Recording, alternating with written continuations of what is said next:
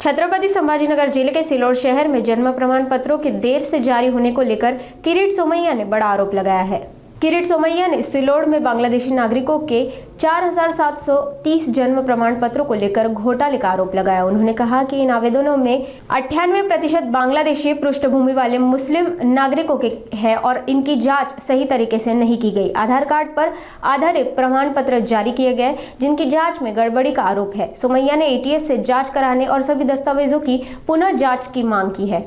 2024 मध्ये उशिरा जन्म प्रमाणपत्र देण्याचा अधिकार मॅजिस्ट्रेट कडून तहसीलदार एसडीएम ला देण्यात आला। त्यात मोठ्या प्रमाणात काही शहरात गोंधळ झाला आहे हे आमच्या लक्षात आलं। महाराष्ट्रात बांगलादेशी लोकांचे 2 लाख अर्ज आले जन्मपत्र घेण्यासाठी। त्यापैकी एक सिल्लोड आहे। संभाजीनगर छत्रपती संभाजीनगर जिल्ह्यात ज्यात छत्रपती संभाजीनगर शहर पण आहे। एकंदर 10,068 ऍप्लिकेशन आले। 9 तालुके संभाजीनगर शहर 10,068 पैकी 4,730 अर्ज हे फक्त सिल्लोडचे आहेत आणि यातला 98% बांगलादेशी बॅकग्राऊंड असलेल्या मुस्लिमांचा आहे। टोटल सिल्लोड जिल्ह्याची लोकसंख्या 4 लाख, मुस्लिम 1 लाख, पण उशिरा जन्म प्रमाणपत्र मागण्यासाठी हिंदूंचे 2-4%। मी आपल्याला एक दुसरं उदाहरण देतो। हा कायदा नवीन नाही आहे, कायदा पूर्वीपासून आहे। आधी मॅजिस्ट्रेटला अधिकार होता। तर आपण सिल्लोड शहर त्याचा आकडा सांगतो। सिल्लोड शहरात 2021 आणि 2022 मॅजिस्ट्रेटनी उशिरा जन्म प्रमाणपत्र देण्याचे निर्देश दिले। अशी किती संख्या?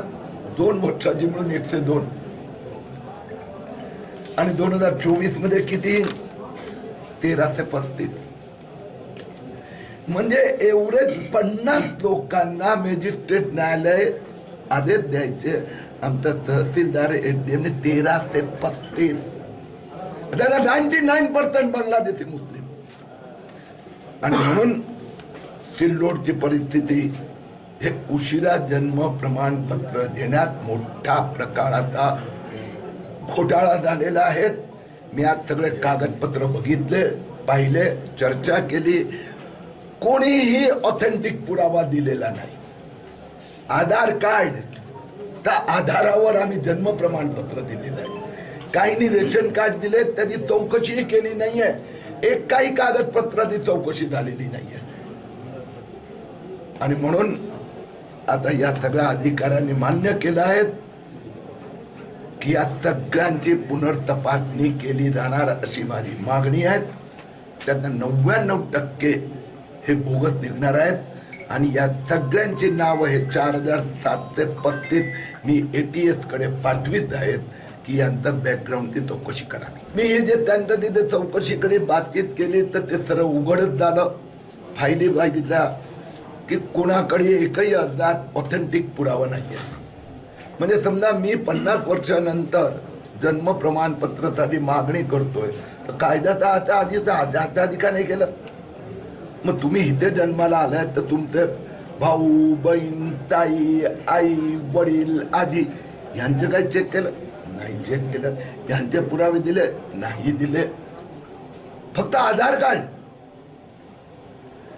आणि काहींनी रेशन कार्ड दिले, ती चौकशी केली का? कारण की मी चेक केलं ना मालेगाव मध्ये, सगळे फर्जी रेशन कार्ड दिलेले आहेत आणि तोही पुरावा धरला जात नाही। इथे पण तीच अवस्था आहे। मी जिल्हाधिकाऱ्यांची पण चर्चा केली आहे, पुनर्तपासणी होणार।